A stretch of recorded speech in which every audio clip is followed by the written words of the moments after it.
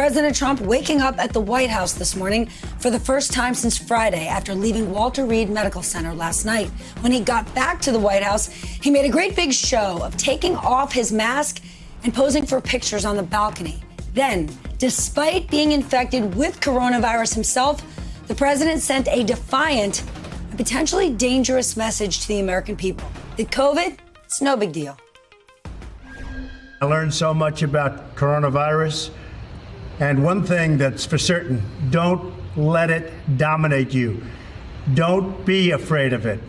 You're going to beat it. We have the best medical equipment. We have the best medicines, all developed recently. I stood out front. I led. Nobody that's a leader would not do what I did. And I know there's a risk, there's a danger, but that's okay. And now I'm better, and maybe I'm immune. I don't know. But don't let it dominate your lives. Of course, we can and should be afraid without it dominating our lives. President Trump sent that very message on a day when the number of Americans who have died from COVID is above 211,000, roughly the entire population of Salt Lake City. I'm quite sure those people's families are scared. And at this point, at least 14 people that we know of tied directly to the White House or the Trump campaign have now been infected, with at least one still in the hospital, former New Jersey Governor Chris Christie.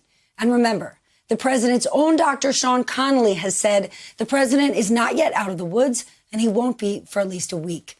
Let's dig deeper. NBC's Carol Lee joins us now from the White House. Also with us, Yamiche Alcindor, White House correspondent for PBS NewsHour. And it was just announced Yamiche will be honored with the International Women Media Foundation's Gwen Ifill Award. And Robert Gibbs is here. He served as press secretary under President Obama. Carol, we got to go to the White House with you first. Now that the president is home, what is the plan? How are they keeping other people in the White House safe? It was just a week ago, the president would look at somebody with a mask and say, take that thing off. Yes, Steph. Well, the plan is multifold. In terms of the president's medical care, he's expected to continue to be monitored 24/7. We know from his doctor that he's supposed to receive the 5th dose of remdesivir sometime today. His doctor also said yesterday that we're really in uncharted territory given the number of treatments as the president has had, and that he wouldn't breathe a sigh of relief until next Monday. In the meantime, the president and the White House are saying that he's set up to work in the residence so he can have a space where he can continue to conduct the country's business. But there are concerns among people who are in the White House who say that they, one, are not getting a lot of information about who's infected and being notified in terms of contact tracing, and just generally fearful for their safety. Now, we do have statements from the White House saying that all precautions are being taken to make sure that everybody's safe, including, there's physical access to the president will be significantly limited and appropriate PPE will be worn. That's a statement from the White House. So the president is being taken care of medically in the residence, also has a workspace there in the residence for him to do that. And the White House says that they're taking all sorts of precautions. But just because the president's home, Steph, doesn't mean that some of this anxiety that we've heard about from people inside the White House has gone away. There's still a number of concerns from White House officials who are having to go to work and wondering what's happening now, but also what happened and what they may have been exposed to previously, Steph. Yamiche, let's talk about those people. With at least 14 people in his inner circle who have now been infected, has anyone raised their hand and said, I don't feel comfortable going back to work? There are people who I've talked to who are definitely now working from home that were not working from home before this. And the level of anxiety is through the roof when you talk to White House officials, White House aides.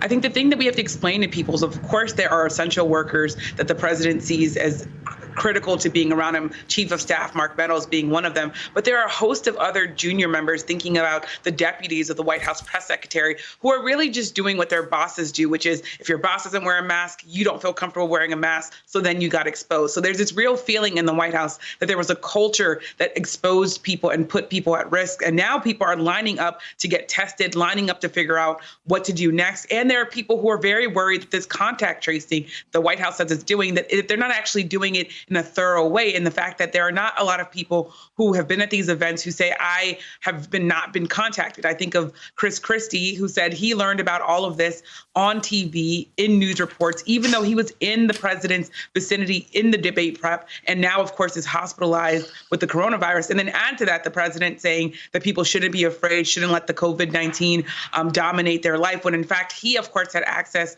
to the best medications, best medical teams in the world, in the country. And there are a lot of Americans who say, look, I didn't have that access. A lot of my family members didn't have that access. And we have 200,000 Americans dead. And the president is in some ways still trying to downplay the virus, even as he fights the virus himself.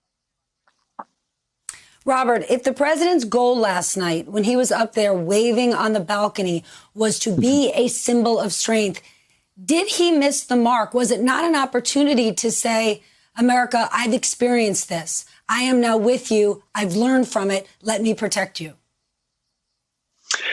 Stephanie, absolutely. I think the most important line in that video that you showed was when he said he'd learned a lot about the coronavirus, learned a lot about COVID. And I think you hope that his next set of remarks would talk about the importance of wearing a mask, the importance of social distancing, the importance of doing the things that we have all been taught and learned to do from the doctors over the past 6 or 7 months. And yet the flip was, don't let it dominate you. Don't be afraid. Maybe I'm immune. I mean, this is a man clearly that walked out of a hospital yesterday, is still actively shedding a virus. As you all have just talked about, nobody's been contacted or rare contact from even White House staff about what they should be doing. So there's no doubt. And look, I think as you see the polling, not just post-debate, but now post-COVID diagnosis, the number of people that believe that Donald Trump has acted irresponsibly in his own situation with COVID is nearly 2/3 of the American people. And that's really all you need to know. Yamiche, I want to stay on that because he had this chance, right? We know over the weekend, he got a lot of sympathy from people across this country, a lot of suburban moms whose vote he desperately needs. Didn't he have a chance to show some humility and empathy last night and possibly draw them in even closer after repelling so many on the debate stage? That's right. He had this chance to say, you need to be wearing your mask. You need to be social distancing. Instead, what we saw was the president do two things. He was anxious to look confident, to look strong. So there was this feeling that he wanted to have this grand exit and this grand entrance back to the White House. But then the president took off his mask as you saw a White House photographer just feet away from him. This tells you that the president wanted to double down on the fact that he had this approach that he feels like was working for him and that he can take off his mask when he's around other people. That is the kind of messaging that critics of the president say is simply dangerous. There are people who say this was a political stunt, that this was really him just trying to make a campaign ad out of the fact that he had to go to the hospital. Of course, there are people that are supporters of the president who say, look, the president's being as safe as possible, that he's really trying his best to make sure that he maintains his social distancing. But there are a lot of people who looked at that video last night and thought this is the president signaling bad behavior to Americans as we're still in the midst of a pandemic that is killing American after American. Robert, we still don't have answers to critically important questions like when the president last tested negative. Politically, why is this so important? Well, look, I think it's going to be important for a lot of things, not the least of which there's supposed to be a debate between Joe Biden and Donald Trump. And we don't know when this negative test was. We don't really even know when the first positive test was. So we don't know when the president's going to get back out on the campaign trail. I have no doubt that he's going to access his Twitter account. But I think, literally moment after moment, watching these three briefings that we've seen from the doctors, it's obvious that what Donald Trump wants the American people to know that's good, the doctor is happy to share. Anything else, the doctor is holding back on. We don't know, quite frankly. Yesterday was asked point blank, does the president of the United States have pneumonia? And he said, I don't want to get into that. And when did the last negative test happen? Well, I don't want to look backwards. So we know those facts are remarkably inconvenient. And it's just really important, again, modeling that good behavior, making sure that as the president goes about the activities that he must do as the chief executive of the United States, that he's doing so in a way that is safe for the people that are around him. modeling that good behavior. And I think the White House has really missed a huge opportunity to change the way this was thought about and the way Donald Trump might be thought about around coronavirus, because he clearly hasn't taken any of this stuff seriously. And we still see the same hiding the facts on things that the president believes show weakness or inconvenience.